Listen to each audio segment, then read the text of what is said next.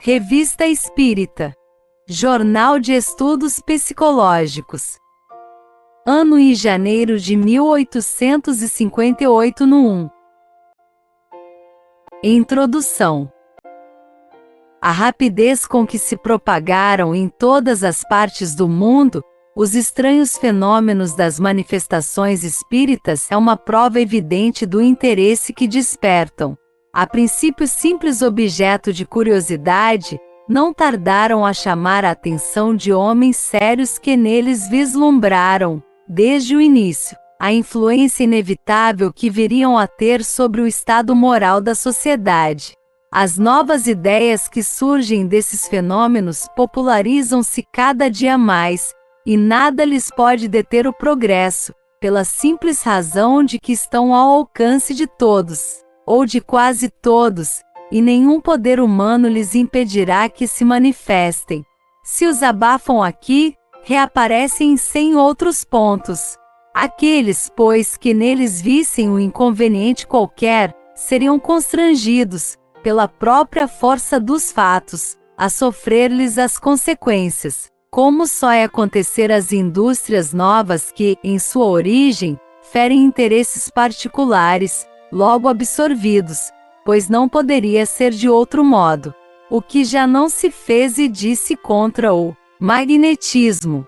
Entretanto, todos os raios lançados contra ele, todas as armas com que foi ferido, mesmo o ridículo, esboroaram-se ante a realidade e apenas serviram para colocá-lo ainda mais em evidência. É que o magnetismo é uma força natural, e perante as forças da natureza, o homem é um pigmeu, semelhante a cachorrinhos que ladram inutilmente contra tudo que os possa amedrontar. Dá-se com as manifestações espíritas a mesma coisa que se dá com o sonambulismo. Se não se produzirem à luz do dia e publicamente, ninguém impedirá que ocorram na intimidade, pois cada família pode descobrir um médium entre seus membros, das crianças aos velhos, assim como pode encontrar um sonâmbulo. Quem, pois, poderá impedir que a primeira pessoa que encontremos seja médium e sonâmbula? Sem dúvida, os que o combatem não refletiram nisto. Insistimos. Quando uma força está na natureza, pode-se detê-la por um instante, porém, jamais aniquilá-la. Seu curso apenas poderá ser desviado.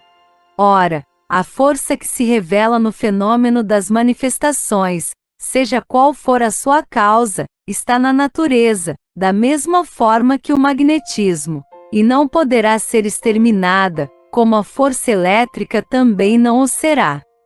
O que importa é que seja observada e estudada em todas as suas fases, a fim de se deduzirem as leis que a regem. Se for um erro, uma ilusão, o tempo fará justiça. Se, porém, for verdadeira, a verdade é como vapor. Quanto mais se o comprime, tanto maior será sua força de expansão. Causa justa admiração que, enquanto na América, somente os Estados Unidos possuem 17 jornais consagrados a esse assunto, sem contar um sem número de escritos não periódicos, a França, o país da Europa onde tais ideias mais rapidamente se aclimataram, não possui nenhum 9. Não se pode contestar a utilidade de um órgão especial, que ponha o público a par do progresso desta nova ciência e o previna contra os excessos da credulidade, bem como do ceticismo. É essa lacuna que nos propomos preencher com a publicação desta revista, visando a oferecer um meio de comunicação a todos quantos se interessam por estas questões, ligando, através de um laço comum, os que compreendem a doutrina espírita sob o seu verdadeiro ponto de vista moral, a prática do bem e a caridade evangélica para com todos. 9. Até agora só existe na Europa um jornal consagrado à doutrina espírita, o Journal de L.Am., publicado em Genebra pelo Dr. Boessinger. Na América, o único jornal em francês é o Spiritualiste de La Nouvelle Orléans, publicado pelo Sr. Barthes. Se não se tratasse senão de uma coleta de fatos, a tarefa seria fácil. Eles se multiplicam em toda parte com tal rapidez que não faltaria matéria, mas os fatos, por si mesmos, tornam-se monótonos pela repetição e, sobretudo, pela similitude. O que é necessário ao homem racional é algo que lhe fale a inteligência. Poucos anos se passaram desde o surgimento dos primeiros fenômenos, e já estamos longe da época das mesas girantes e falantes, que foram suas manifestações iniciais. Hoje, é uma ciência que revela todo um mundo de mistérios, tornando patentes as verdades eternas que apenas pelo nosso espírito eram pressentidas. É uma doutrina sublime, que mostra ao homem o caminho do dever, abrindo o mais vasto campo até então jamais apresentado à observação filosófica. Nossa obra seria, pois, incompleta e estéril se nos mantivéssemos nos estreitos limites de uma revista anedótica, cujo interesse rapidamente se esgotasse. Talvez nos contestem a qualificação de ciência que damos ao Espiritismo.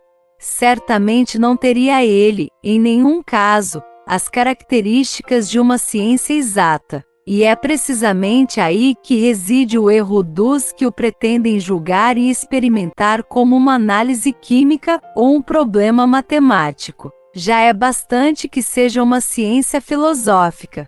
Toda ciência deve basear-se em fatos, mas os fatos, por si sós, não constituem a ciência. Ela nasce da coordenação e da dedução lógica dos fatos. É o conjunto de leis que os regem. Chegou o Espiritismo ao estado de ciência? Se por isto se entende uma ciência acabada, seria sem dúvida prematuro responder afirmativamente. Entretanto, as observações já são hoje bastante numerosas para nos permitirem deduzir, pelo menos, os princípios gerais, onde começa a ciência.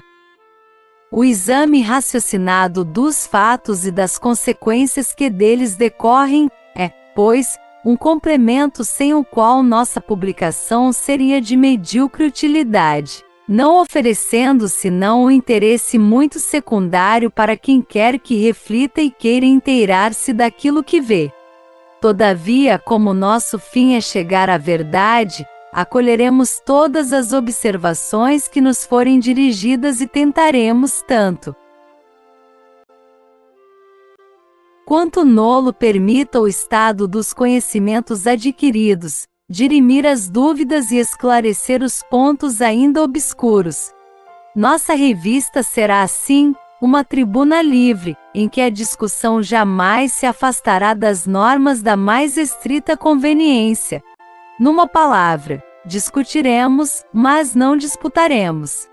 As inconveniências de linguagem nunca foram boas razões aos olhos de pessoas sensatas. É a arma dos que não possuem algo melhor, voltando-se contra aqueles que dela se servem.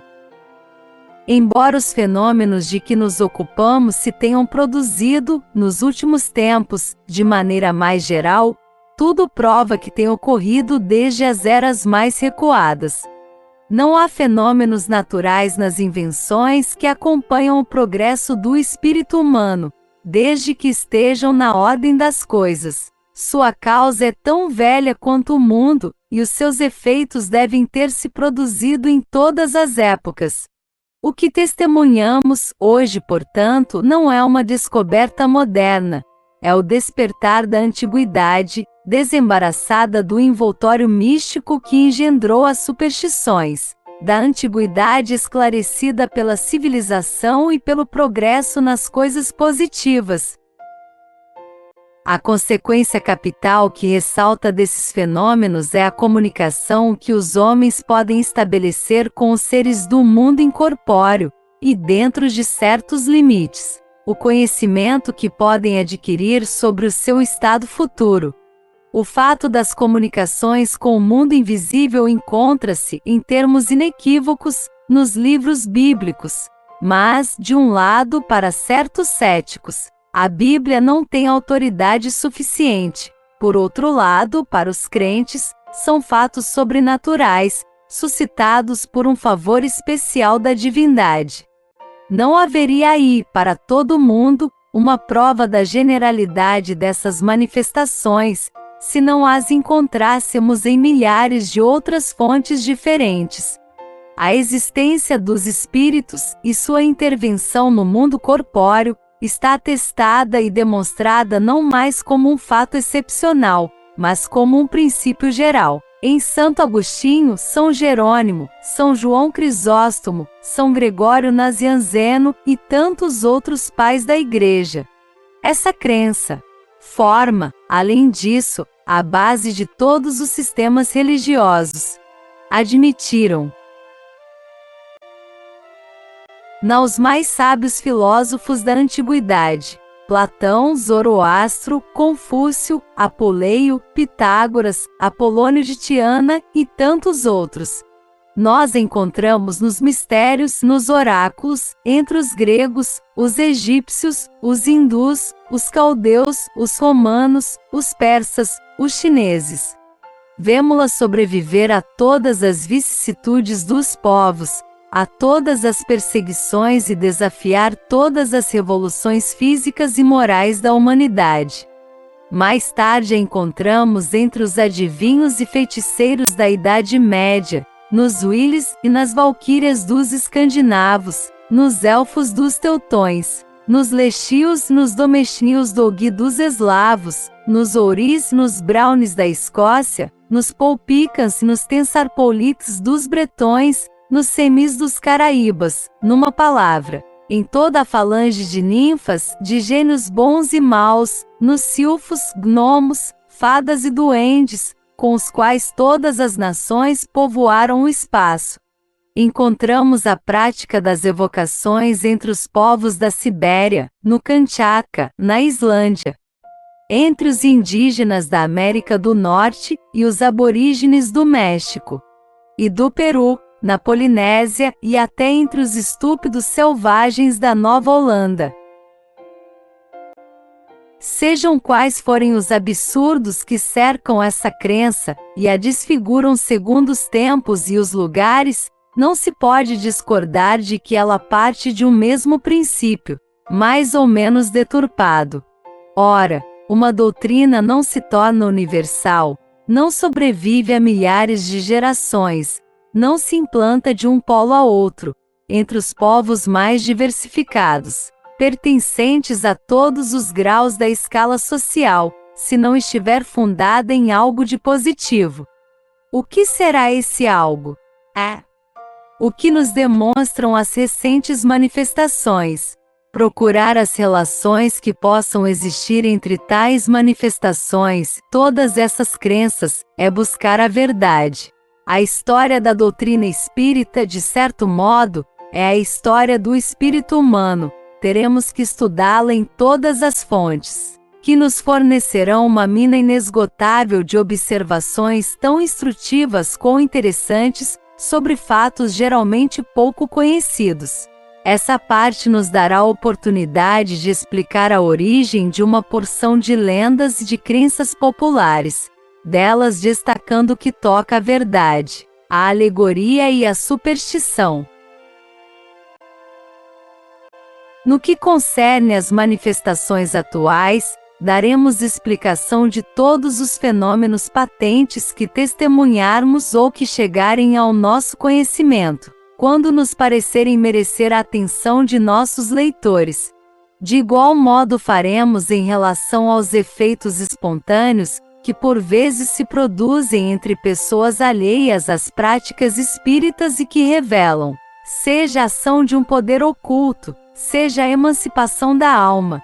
Tais são as visões, as aparições, a dupla vista, os pressentimentos, os avisos íntimos, as vozes secretas, etc. À narração dos fatos acrescentaremos a explicação, tal como ressalta do conjunto dos princípios.